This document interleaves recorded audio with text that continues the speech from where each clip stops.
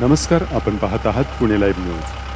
खेडचे माजी आमदार सुरेश भाऊ गोरे यांच्यावर शनिवारी सकाळी 6च्या सुमारास चाकणमधील चक्रेश्वर मंदिर परिसरातील स्मशानभूमीमध्ये अत्यंत शोकाकुल वातावरणात अंत्यसंस्कार करण्यात आले। तत्पूर्वी माजी आमदार सुरेश भाऊ गोरे यांची अंत्ययात्रा त्यांच्या राहत्या घरापासून ते त्यांच्या कार्यालयापर्यंत संपूर्ण चाकण शहरातून काढण्यात आली होती। त्यांच्या अंत्यविधीस माजी खासदार व शिवसेनेचे उपनेते शिवाजीराव आढळराव, शिरूरचे खासदार डॉक्टर अमोल कोल्हे, खेडचे आमदार दिलीप मोहिते, माजी आमदार योगेश टिळेकर, शरद सोनवणे, जिल्हा परिषद सदस्य शरद बुट्टे, अतुल देशमुख आदींसह सर्वपक्षीय पदाधिकारी आणि हजारो कार्यकर्ते उपस्थित होते। अत्यंत शोकाकुल वातावरणात त्यांच्यावर अंत्यसंस्कार करण्यात आले। मुख्यमंत्री उद्धव ठाकरे यांनी गोरे यांच्या निधनाबद्दल दुःख व्यक्त केले आहे। अनेकांनी यावेळी त्यांच्या आठवणींना उजाळा दिला। दरम्यान संपूर्ण चाकण शहर माजी आमदार गोरे यांच्या निधनाची बातमी समजताच उत्स्फूर्तपणे बंद ठेवण्यात आलं होतं। चाकणसह खेड शहरातील शेकडो कार्यकर्त्यांनी आपल्या लाडक्या नेत्याला भावपूर्ण निरोप दिला। आणि चाकणकरांच्या विशेष करून दृष्टीने आणि सर्वसामान्यांच्या दृष्टीने आजचा सूर्य म्हणजे काळा सूर्य उगवला आणि देव माणूस चोरीला गेला, चोरला कुणी तर देवानी चोरला अशी भावना या ठिकाणी सर्वसामान्यांची आणि सर्व राजकीय पक्षातील सर्व कार्यकर्त्यांची पदाधिकाऱ्यांची झाली। अचानक बोलवलेल्या एका दुःखद प्रसंगामुळे त्याची अंतःकरणाने उपस्थित असलेले आपण सर्व बंधू-भगिनी,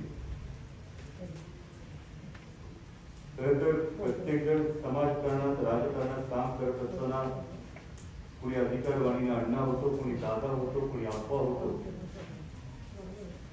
पण जेव्हा कुणाला भाऊ ही पदवी दिली जाते तेव्हा तो जिव्हाळा असतो, तो आपुलकी असते, तो सर्वसामान्यांचा आधार असतो आणि हा आधार सुरेश भाऊंच्या रूपानं सातत्यानं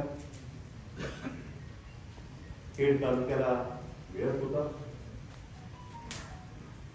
दिल्लीला अधिवेशनात असताना जेव्हा मला ही बातमी समजली, त्यानंतर 2014 पासूनचा प्रवास जेव्हा मला समजलं की भाऊंची प्रकृती थोडी चिंताजनक आहे, तेव्हा डॉक्टरांशी पहिल्यांदा संपर्क साधला आणि त्याचा माझा भाऊंचा थेट संपर्क 2014च्या वेळी म्हणजे शिवसेना भवनच्या बाहेरच्या कॉफी शॉप मध्ये बसून भाऊंचा शिवसेनेत ठरवलेला प्रवेश ते रात्री 2-2:30 वाजता त्यांना मिळालेलं विधानसभेचं तिकीट, हा संपूर्ण प्रवास माझ्या डोळ्यासमोरून सरकला होता। आणि भाऊ 2014ला आमदार झाल्यानंतर जेव्हा विधानसभा सदस्य हा बिल्ला लावल्यानंतर शिवालयात पहिल्यांदा माझ्या समोर आले, तेव्हा म्हणाले, बिल्ल्याकडे बोट दाखवून म्हणाले, आता बरं वाटतंय। खरंच अधिवेशन काळामध्ये असताना ही मनात आशा होती की अधिवेशन संपून परत गेल्यानंतर हॉस्पिटल मधून भाऊ कसे बाहेर येतील आणि म्हणतील, डॉक्टर आता बरं वाटतं।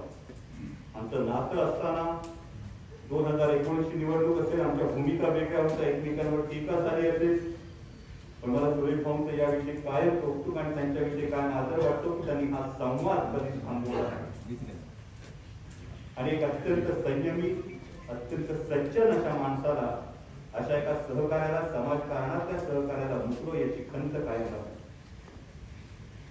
गोरे कुटुंबावर हा जो नियोजन अकस्मात आघात केलेला आहे, यातून सावरण्याची ताकद आई जगदंबा त्यांना देव ही प्रार्थना करतो आणि शिरूर लोकसभा मतदारसंघाच्या वतीनं, राष्ट्रवादी काँग्रेस पक्षाच्या वतीनं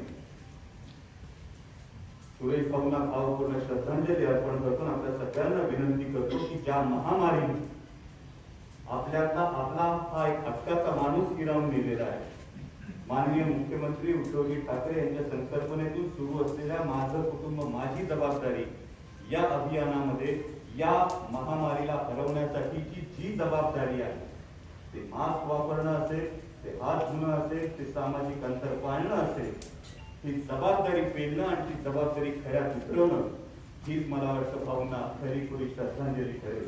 ओम शांती।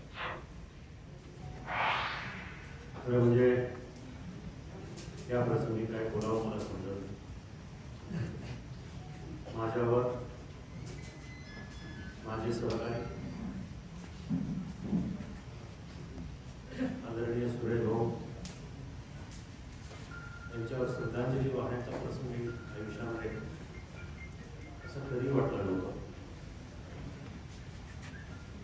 खेड तालुका संघ संपूर्णपणे जिल्ह्यामध्ये हरवत आहे.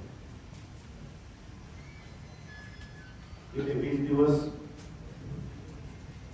सकाळ संध्याकाळ मी हॉस्पिटलच्या संपर्कात होतो. माझी अपेक्षा होती की एक दिवस मला डॉक्टर सांगतील की दादा 2 दिवसांनी आम्ही डिस्चार्ज झालो. खूप प्रयत्न केले आम्ही सगळ्यांनी, पण तुमचं आमचं सगळ्यांचं दुर्दैव आहे. सगळ्यात मोठं नुकसान खऱ्या अर्थानं आज झालं ते खेड तालुक्यात.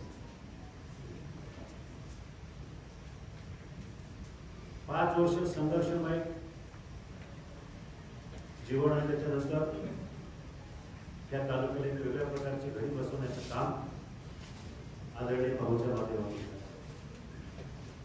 माझ्या दृष्टीने माझं वैयक्तिक नुकसान आहे. 7 महिन्यापूर्वी माझे मोठे भाऊ गेले आणि आज माझा छोटा भाऊ गेला. 5 वर्ष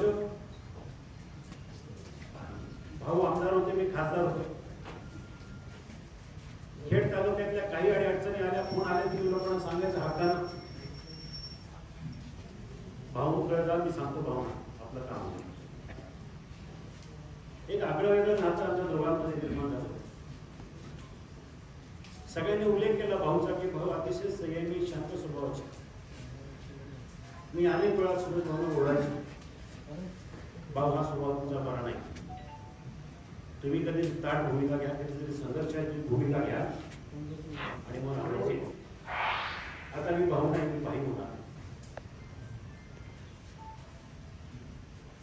दुर्दैव तुमचं आमचं सगळ्यांचं.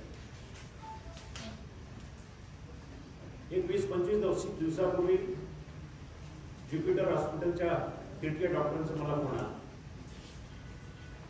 मला म्हणाले खासदार साहेब काही करा, आमच्याकडनं इलाज होणार नाही, तुम्ही कुठल्या परिस्थितीत त्यांना मुंबईला घेऊन जा, मुंबईला हलवा, फोर्टिस हॉस्पिटलमध्ये न्या. मी सगळीकडे बघितलं फोर्टिस हॉस्पिटलमध्ये काय कसं काय करता येईल वगैरे. थेट संपर्क केला आदरणीय उद्धवजींशी. मुख्यमंत्री साहेबांनी त्यांच्या वैयक्तिक डॉक्टरला माझ्याशी संपर्क करायला सांगितलं, राहुल पंडित. त्यांनी मला फोन केला, भाऊंचं सगळं रिपोर्ट मागवले, मी सगळे रिपोर्ट व्हॉट्सअप केले आणि त्यांनी मला सांगितलं की डॉक्टरशी मला बोलायचं म्हणून दीडशेशी मी त्यांचं बोलणं करून दिलं. त्याच्यानंतर मग असं ठरलं की नाही, 20 दिवसापूर्वी मुंबईला नेणं सुद्धा धोक्याचं राहील, म्हणून डॉक्टरने आम्हाला सल्ला दिला की तुम्ही काही करा, त्यांना रुबी या दिनानगर 2च ठिकाणी ऍडमिट करा. रुबीमध्ये आम्ही सगळ्यांनी चौकशी केली. दरम्यानच्या काळात रोजच्या संपर्कामध्ये उपनगराध्यक्ष राजू वगैरे माझ्या रोज संपर्कात होते. रामदास असेल, राजू सेठ असतील. रुबीमध्ये काय रूम मिळेल ना, शेवटी मी कलेक्टरला फोन केला. कलेक्टरला 10 मिनिटांमध्ये डॉक्टर ग्रँडशी बोलून रूम उपलब्ध करून दिली. त्या दिवसापासूनच मला डॉक्टरनं सांगितलं, ते झिरपे म्हणून डॉक्टर त्यांच्यावर भाऊवरचे उपचार करत होते. ते मला सांगायचं की परिस्थिती कठीण आहे, पण आम्ही मला खात्री आहे की आम्ही यांना बाहेर काढू. दुसऱ्या दिवशी पुन्हा शिवाजी वडपेची अडचण झाली. त्यांना पण रुबीमध्ये हलवून लावलं. म्हणजे दुसऱ्या कुणाच्या मध्यस्थीनं रुबीमध्ये त्यांना ऍडमिट केलं. एक वेळ अशी होती की भाऊच्या तुलनेमध्ये शिवाजीराव वडपेची तब्येत अतिशय नाजूक. माझ्या दृष्टीने माझे दोन्ही जवळचे सहकारी सकाळ संध्याकाळ डॉक्टरांशी फोन करत होतो. डॉक्टर हे मला आवर्जून मला प्रतिसाद देऊन सांगायचे की असं आहे कसं आहे. राजू गोरे मला सातत्याने सांगायचं की दादा डॉक्टरकडे विचारा, आपण कुठं बाहेर घेऊ का, मुंबईला नेलं पाहिजे तर काय होईल, ब्रिज काढीला नेलं तर काय होईल. सगळ्यांचे प्रयत्न, सगळ्यांच्या भावना अपेक्षा होत्या. माझ्यावर कोणी कळलं नव्हतं. अशा प्रकारे एक दिवस तुम्हाला डॉक्टरने सांगितले 5-6 दिवसापूर्वी की म्हणाले खासदार साहेब आता सुरेश गोरेंची परिस्थिती अतिशय चांगली आहे, त्यांनी प्रतिसाद दिला. आणि हा प्रतिसाद आणि चांगले न्यूज फक्त मला 12 तासच टिकते. दुसऱ्या दिवशी पुन्हा सांगितलं की नाही परत घासावे. नंतर सांगितलं की त्यानंतर व्हेंटिलेटर लावावं लागेल. व्हेंटिलेटर लावल्यानंतर मला सांगितलं की आता त्यांचं ऑक्सिजन लेवल 65 ते 70च्या आसपास. पण आम्ही आमच्या परीने प्रयत्न करतो. आज सकाळी पहाटे 5 वाजता मला डॉक्टरांचा फोन आला. मला म्हणाले खासदार साहेब आता आम्ही आमच्याकडनं काय तर प्रयत्न करायचे बाकी सोडले नाही. आता आम्हाला काही करू शकतो असं मला वाटतं. मी राजूला सांगितलं की तुम्ही घरच्यांची मानसिकता तयार करा. डॉक्टरना 7-8 वाजता पुन्हा फोन केला. डॉक्टर म्हणाले आम्ही अजूनही प्रयत्न करतोय. अजूनही ते चांगल्या अवस्थेत आहेत पण परिस्थिती चांगली नाहीये. केव्हाही काही होऊ शकते. 8 वाजता फोन केला मी पुन्हा डॉक्टरला. डॉक्टरने सांगितलं की नाही आता आम्ही सगळे प्रयत्न सुरू केले आणि शॉक दिला. शॉक देऊन तो त्याला प्रतिसाद देत नाही. त्यामुळं अर्ध्या 5 तासामध्ये आम्हाला जाहीर करावं लागलं. त्या क्षणी मला अतिशय वाईट वाटलं, अस्वस्थ वाटलं. गेले 20-25 दिवस संपूर्ण खेड तालुक्याचं लक्ष लागलं होतं. मध्यंतरी अफवा यायच्या. सगळ्यांना मी अफवेवर पडदा टाकला की नाही भाऊ चित्ते सुधारतो. दुर्दैवानं आज भाऊ आपल्यामध्ये नाही. माझ्या दृष्टीने सगळ्यांच्या दृष्टीने अतिशय वाईट स्थिती. मगाशी आम्ही इथं बसलो असताना आदरणीय उद्धवजींचा मला फोन आला. काय झालं, कधी तुमचं हे आहे, कधी त्यांचा अंत्यसंस्कार कधी होणार, काय होणार. 3 वेळा गेल्या 20 दिवसांमध्ये मुख्यमंत्र्यांनी त्यांच्या व्यस्त कार्यक्रमातून मला फोन करून विचारलं की भाऊची काय तब्येत कशी काय, अर्जंटली काय मदत लागेल तुम्ही सांगा. सगळ्या शिवसेना परिवारावर मोठी दुःखाची कुऱ्हाड कोसळली. फक्त खेड तालुकाच नाही तर संपूर्ण पुणे जिल्हा आणि संपूर्ण पश्चिम महाराष्ट्र. ज्या वेळेला ही बातमी मी संजय राऊत आणि अनिल देसाईच्या कानावर घातली त्यावेळेला अनिल देसाईने सांगितलं की सुरेश भाऊ जेव्हा जेव्हा शिवसेना भवनमध्ये दादरला यायची त्यावेळेला कमीत कमी 20-25 लोक निघून यायचे, कामासाठी यायचे. अजूनही म्हणजे अशा माणसानं शिवसेना परिवारात खूप मोठी दुःखाची कुऱ्हाड कोसळली. गोरे कुटुंबियांच्या दुःखामध्ये सहभागी होताना मी आपल्याला आवर्जून सांगितलं. मी मगाशी बघितलं त्यांचे बंधू, त्यांच्या सगळ्या घरातली मंडळी, सगळ्यांचे चेहरे बघितले अतिशय मनाला वेदना होण्यासारखं वाटलं. भाऊ जायला नको या तालुक्यामध्ये करावं लागणार आहे लोकांच्यासाठी, जनतेसाठी. आणि म्हणून मी आपल्या सगळ्यांना आवर्जून सांगेन, भाऊनं जे काय केलं ते प्रामाणिकपणे काम केलं, लोकांच्या हितासाठी केलं. विधानसभेमध्ये गेले 5 वर्ष खेड तालुक्यातल्या जनतेच्या पुनर्वसनाचा प्रश्न असेल, हा प्रामाणिकपणे सर्वाधिक जास्त प्रश्न पुनर्वसनाचे मांडणारा आमदार असेल तर आपला खेड तालुक्याचे आमदार. आणि म्हणून मी आपल्या सगळ्यांच्या वतीने, शिवसेना परिवाराच्या वतीनं, पुणे जिल्ह्याच्या वतीनं, संपूर्ण महाराष्ट्राच्या वतीने हे हवावसर व्यक्तिमत्व कधी बघावं, चेहऱ्यावर हास्य, काय सतत असणारा माणूस आज सगळ्यांना रडून गेलाय ही आमच्या दृष्टीने अतिशय दुःखाची बातमी आहे. म्हणून मी आपल्या सगळ्यांच्या वतीनं त्यांना अपूर्ण श्रद्धांजली वाहताना परमेश्वराला विनंती करेल की भाऊसारख्या देव माणसाला चिरशांती लाभो, चिरशांती लाभो. एवढंच या ठिकाणी सांगून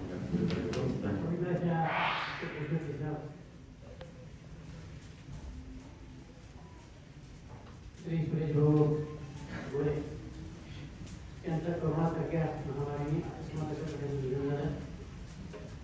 आपल्या समाजाच्या ऋणी आणि परंपरेप्रमाणे जे 16 संस्कार त्यापैकी अंत्यविधी संस्कार या ठिकाणी संपन्न होतात. या कुटुंबाचा आणि माझा अत्यंत जवळचा संबंध आहे. 2003 साली ओपनच्या मतदारसंघावर भावना मी पहिल्यांदा जिल्हा परिषदेची उमेदवारी दिली आणि त्यांना निवडून आणण्याकरता जीवाचं रान केलं आणि त्यांचं राजकीय जीवन घडवायचे काम केले. राजकारणामध्ये कोणी कोणाचा मित्र नसतो आणि कोणी कोणाचा शत्रू नसतो. कालांतरानं आम्ही एकमेकाच्या समोर निवडणूक लढली किंवा स्वतःच्या निवडणुकीमध्ये मला पराभव पत्करावा लागला. पण 5 वर्षामध्ये कुठेही कटुता येणार नाही अशा प्रकारचे वर्तन आम्ही दोघांनी त्या कार्यक्रमामध्ये केलं. तुम्हाला एकमेकाच्या निवडणुकीमध्ये परत आम्ही एकमेकाच्या समोर आलो आणि नियतीनं मला कळून दिला कटू आमची कुठेही कटुता निर्माण होती नाही. राजकारणामध्ये काही प्रत्येकाने काळजी असतात ती पाळण्याचं काम दोघांनी या निमित्ताने केलं. राजकारणातल्या टीका टिप्पण्या त्या काही वैयक्तिक जिम्मेदाऱ्या म्हणून नसतात. तुम्ही राजकारणामध्ये आपण एकमेकाच्या बरोबर बोलत असतो पण ज्यावेळेला एकत्र येतो कारण तुम्ही कुणाचं वैर ठेवत नाही. आजही तुम्ही पाहिजे ऍक्टिव्हिटीच्या निमित्ताने सगळी आम्ही नेते मंडळी एकत्र आलो कारण आपल्या समाजामध्ये सुखात आणि दुःखात एकत्र येण्याची पद्धत आहे. त्यामुळे हा गोळीपट्टी कुटुंबावर जे दुःखाचा प्रसंग आला त्यामध्ये सहभागी होण्याकरता आपण सर्वच या ठिकाणी उपस्थित होत आपण सर्वांच्या वतीनं माझ्या बुद्धिबळाच्या वतीनं आणि थेट तमाम जनतेच्या वतीनं भाऊच्या चरणदानाला परमेश्वराला प्रसिद्धी द्यावी अशी परमेश्वराची प्रार्थना करतो. धन्यवाद. धन्यवाद. या ठिकाणी आशोकराव खंडेबराड, किरणशेठ मांजरे, रामशेठ गावडे, राजूशेठ जवळेकर, गणेशराव साडवळ, विनायकराव भूमटकर सभापती, विलासराव कातर सभापती, सभापती काकडगावचे सुपुत्र आणि या माझे आमदार आमच्या सर्वांचे पाहून सुरेशभाऊ गोरे यांच्या आखेरच्या निवडणुकीसाठी आपण सर्व एकत्र जमलो. खरं तर भाऊन सारखा राजकारणामध्ये इतका सरळ माणूस 5 वर्ष विधानसभेमध्ये भाऊबरोबर काम करण्याची प्रतिभा निर्माण झाली आणि पाहिलं की अतिशय साधा सरळ माणूस निश्चितपणे ताकद असेल खेळ तालुक्याचं नुकसान झालं. फक्त गोरे परिवाराचा आधार नाही सर्वसामान्यांचा आधार आज ठरवलेला आणि म्हणून भाऊ साहेबांच्या साध्या प्रमाणात जाणं हे आपल्या समाजासाठी खूप घेतात आहे. परंतु इथे कसं परिवार परंतु गोरे परिवाराचं माझं आमचं वेगळं नाही. आम्ही सोयी वेगवेगळ्या परिवाराच्या आणि गोरे परिवाराची 20-25 वर्षापासून या गावचे माझे सरपंच भाऊचे तुझे गोरे यांच्यामुळे ही सोयी कामं झाली आणि फक्त विधानसभेचा राजकारणाचा सहकारी आंदोलन नातेवाईकांना आधार देतात एक चांगला मार्ग ठरलेला आणि म्हणून गोरे परिवाराच्या या दुःखामध्ये माझा खेडेकर परिवार माझा मोठं गाव अनंत गाव सहभागी आहे. आपल्या सर्वांच्या वतीने या पवित्र दुःखद प्रसंगी आपल्या लाडक्या नेत्याला निरोप देण्यासाठी शिरूर तालुक्यात खेड तालुक्यातला आणि पुणे जिल्ह्यात सगळेच भाऊंच्यावरती प्रेम करणारे या कुटुंबावरती प्रेम करणारे मायबाप मंडळी या ठिकाणी नाट्याचा निरोप देण्यासाठी उपस्थित झाले. खरं तर ज्याच्या बाजूने भाऊची प्रतियात्रा या ठिकाणी येत होती उत्स्फूर्तपणे आपल्या नेत्याला पाहण्यासाठी आपल्या नेत्याला अखेरचा निरोप देण्यासाठी मानवंदना देण्यासाठी या बाजारपेठेमध्ये चाकणच्या संपूर्ण परिसरामध्ये प्रत्येक जण त्या ठिकाणी दुःख व्यक्त करत होता. प्रत्येक जण त्या ठिकाणी जाणार आहे परंतु भाऊचं जाणं कालपासून काही बातम्या येत होत्या. प्रत्येकाच्या मनामध्ये एकच वाक्य होतं की चुकीचं होतंय चुकीचं झालंय. कारण भाऊंचा असणारा प्रेम भाऊंचा असणारा लौकिक भाऊंचा असणारा सर्वसामान्यांची जिव्हा हा राज्यकर्त्यांच्या मध्ये आपल्याला कमी पाहायला मिळतो की भाऊंच्या मध्ये होतं प्रेम भरलेलं होतं. भाऊंचं प्रेम ज्यावेळेस घरी आलं प्रत्येकाने त्या ठिकाणी अश्रूला वाटा उघड्या करून दिल्या. भाऊंचे भाऊ मी पाहत होतो आणि सगळी मंडळी तिथे बसलेलो होतो. भाऊच्या भावाच्या मनातून आम्ही त्या ठिकाणी तोंडात वाक्य केलं अरे आमचा जन्म निरर्थक आहे आम्ही तुझ्यासाठी जन्माला आलो होतो. आम्हाला तू पाहिजे होता तू गेलास आमचं जीवन त्या ठिकाणी संपल्यासारखं आहे. एवढं भावाचं प्रेम कदाचित वडील गेल्याच्या नंतर या कुटुंबामध्ये ज्या भाऊला प्रेम मिळालं ते प्रेम फार कमी लोकांच्या त्या ठिकाणी नशिबी असतं. कारण एवढ्या मोठ्या कुटुंबातून एक माणूस झालं आज सगळ्या दृष्टीने सुखी संपन्न कुटुंब आहे. राजकारणामध्ये आणि समाजकारणामध्ये एक चेहरा वाटत होतं. आज भाऊंचा चेहरा यातून गेलेला आहे.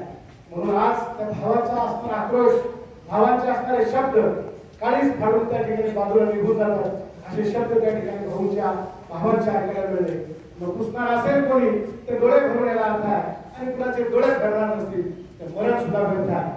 भाऊंसाठी आज एवढा मोठा समाज आणि या महामारीमध्ये प्रत्येक माणूस नातं विसरून गेलेला आहे. पण आपल्या नेत्यावरती प्रेम करण्यासाठी हजारोच्या संख्येने आपण या ठिकाणी आला. ही खरं भाऊंना खऱ्या अर्थाने श्रद्धांजली आहे. भाऊ गेले. खरं तर भाऊंच्या बरोबर आम्ही जिल्हा परिषदेमध्ये काम केलं, अनेक ठिकाणी काम केलं.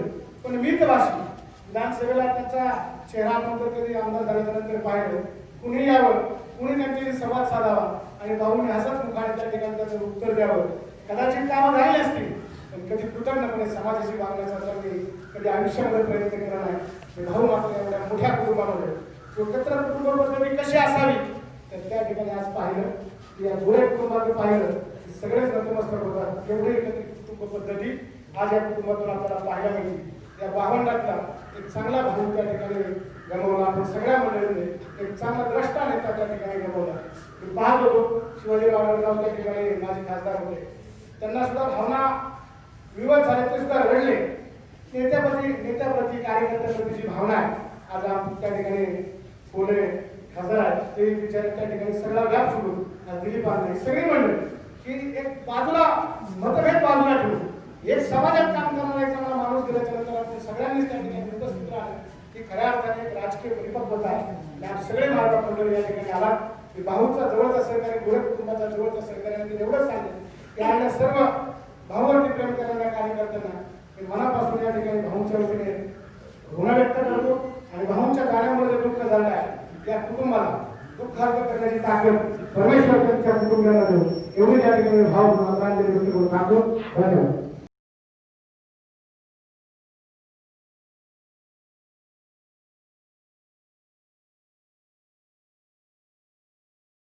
Bureau report, Pune live news, Chakan.